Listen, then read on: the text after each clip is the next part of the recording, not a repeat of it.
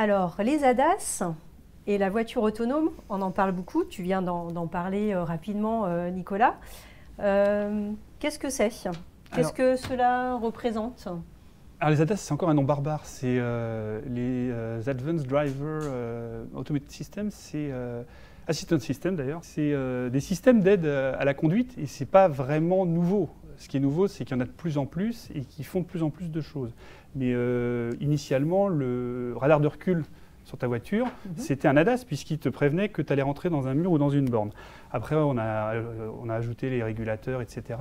Et aujourd'hui, on arrive à des ADAS qui sont très développés, qui permettent notamment le freinage d'urgence lorsqu'on détecte que le véhicule se rapproche dangereusement de celui qui le précède, ou alors tout ce qui est lié au maintien dans la ligne sur la route, puisque les systèmes détectent en fait qu'il y a un franchissement de ligne sans clignotant.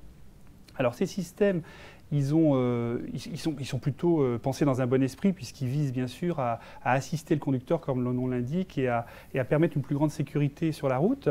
Ils présentent aussi quelques inconvénients, ne serait-ce déjà que leur coût, ça renchérit le coût du véhicule, ça renchérit pour un assureur le coût de la réparation. Quand on remplace un pare-brise qui est équipé de caméras, c'est plus cher que quand c'est un pare-brise sans caméra. Quand on remplace un pare-choc équipé de radar, c'est plus cher qu'un pare-choc qui n'a pas de radar. Et puis, je pense que ces outils d'aide à la conduite, ils nécessitent un petit peu de formation. Lorsqu'on vous livre une voiture qui est bardée de ces outils-là, c'est peut-être bien de vous expliquer comment ça marche. Alors le risque, si on ne le sait pas, c'est de les débrancher. Et du coup, on perd l'avantage en termes de sécurité qu'ils présentent.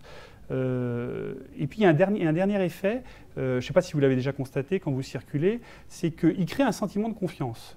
Typiquement, vous avez le régulateur, mais il se passe quelque chose, vous vous dites mais qu'est-ce que je dois faire? Est-ce que je dois débrancher le régulateur, pas le débrancher, etc.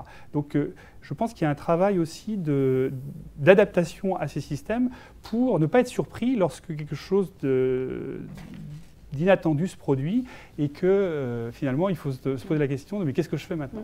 Voilà. Mais tout ça, c'est des choses qui vont sur le chemin d'un véhicule autonome qu'on verra peut-être jamais, comme dit Nicolas, quoi.